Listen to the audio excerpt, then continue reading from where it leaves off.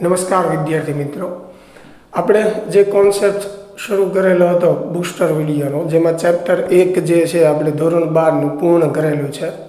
આજથી આપણે ચેપ્ટર 2 જે છે એ સ્ટાર્ટ કરીશું અને એનો સૌથી પહેલો ટોપિક જે છે સ્થિત વિદ્યુત સ્થિતિમાન. તો એની બેઝિક વ્યાખ્યા આપણને ખ્યાલ જ છે કે ભાઈ એકમ ધન વિદ્યુતભારને અનંત અંતરેથી આપેલા ક્ષેત્રમાં લાવવા માટે ક્ષેત્રની વિરુદ્ધ કરવા પડતા કાર્યને તે બિંદુ પાસેનું સ્થિત વિદ્યુત સ્થિતિમાન કહે છે.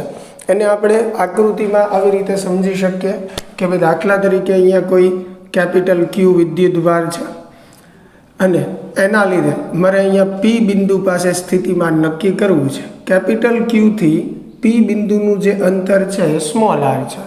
તો આપણી જે બેઝિક થિયોરેટિકલ મેથડ જે છે કે ભાઈ સૌ પ્રથમ આપણે કોઈ એકમ ધન વિદ્યુતભાર લઈએ છીએ અનંત અંતરે.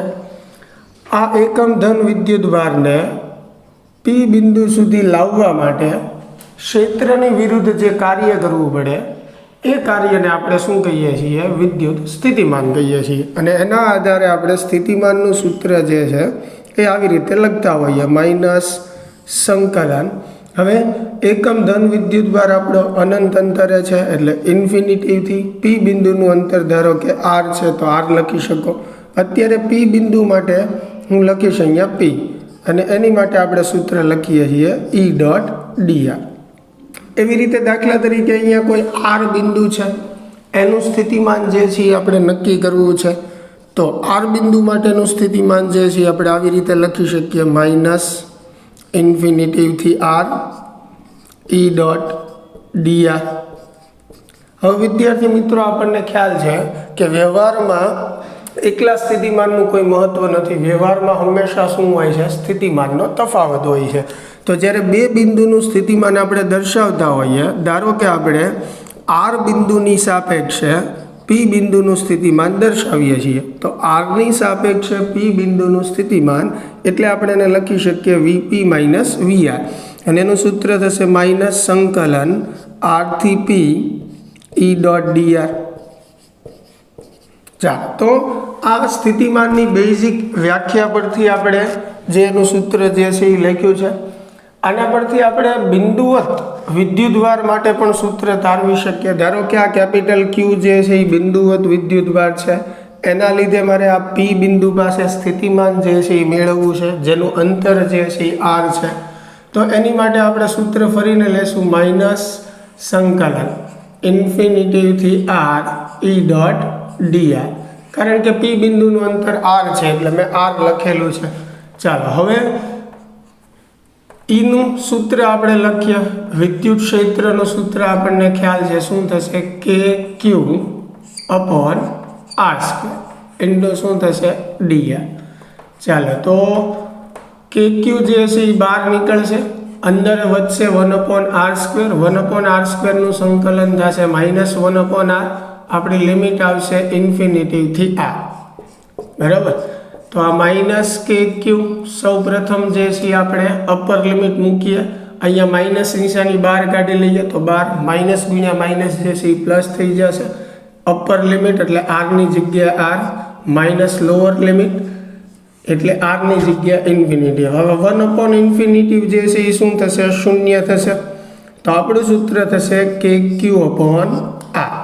તો કોઈ કેપિટલ ક્યુ વિદ્યુતભારના લીધે તેનાથી આર અંતરે વિદ્યુત સ્થિતિમાન આપણે આ સૂત્ર દ્વારા વ્યાખ્યાયિત કરી શકીએ. વિદ્યુત સ્થિતિમાનનું એક બેઝિક વ્યાખ્યા પણ છે કે એકમ ધન વિદ્યુતભાર દીઠ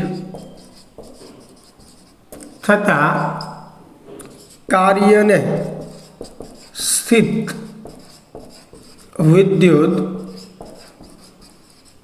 સ્થિતિમાન કહેવાય. તો એનું સરળ સૂત્ર આપણે આમ પણ લખી શકીએ, વી બરાબર W/Q. બરાબર? કાર્ય એટલે ઉર્જા, એટલે ઉર્જાના છેદમાં ક્યુ, એવી રીતે પણ લખી શકાય. આના પરથી આપણે વીનો એકમ જે છે એસઆઈ એકમ અથવા એમકેએસ એકમ જે છે એ જૂલ પ્રતિ કુલમ અથવા તો વોલ્ટ કહીએ છીએ. બરાબર? અને એનો CGS એકમ જે છે, વિદ્યુત સ્થિતિમાનનો CGS એકમ જે છે એ શું છે? સ્ટેટ વોલ્ટ છે, બરાબર. તો આ વિદ્યુત સ્થિતિમાન જે છે એની બેઝિક આપણે ચર્ચા કરી. સાથે સાથે જો ઘણા બધા વિદ્યુત ભાર હોય, દાખલા તરીકે આ કોઈ એક બિંદુવત વિદ્યુત ભારની આપણે વાત કરી કે ભાઈ કેપિટલ Q વિદ્યુત ભાર છે, તેનાથી R અંતરે મારે સ્થિતિમાન મેળવવું હોય તો આ સૂત્રથી હું મેળવી શકું, બરાબર.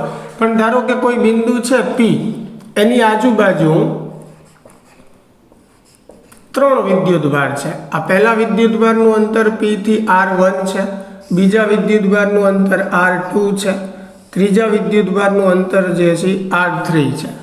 તો આની માટે આપણે શું કરી શકીએ? જ્યારે P બિંદુનું મારે કુલ સ્થિતિમાન જોતું હોય તો એની આજુબાજુ જેટલા વિદ્યુત ભાર છે એ બધા વિદ્યુત ભારના લીધે મળતા સ્થિતિમાનનો મારે શું કરવો પડે? સરવાળો કરવો પડે. કારણ કે વિદ્યુત સ્થિતિમાન જે છે એ અદિશ રાશિ છે, એટલે એમાં જે સરવાળો થશે એ અદિશ સરવાળો થશે. એટલે પહેલાના લીધે મળતું સ્થિતિમાન, બીજાના લીધે અને ત્રીજાના લીધે, અને બધાનો આપણે સરવાળો કરીએ એટલે આપણને P બિંદુ પાસેનું કુલ સ્થિતિમાન મળે. તો વિદ્યાર્થી મિત્રો, આ આપણો પહેલો ટોપિક હતો ચેપ્ટર નંબર 2નો, સ્થિત વિદ્યુત સ્થિતિમાનનો. આશા છે કે ક્વિક રિવિઝન માટે આ તમને ખૂબ ઉપયોગી થશે. મળીએ હવે નેક્સ્ટ વિડીયો લેક્ચરમાં. Thank you.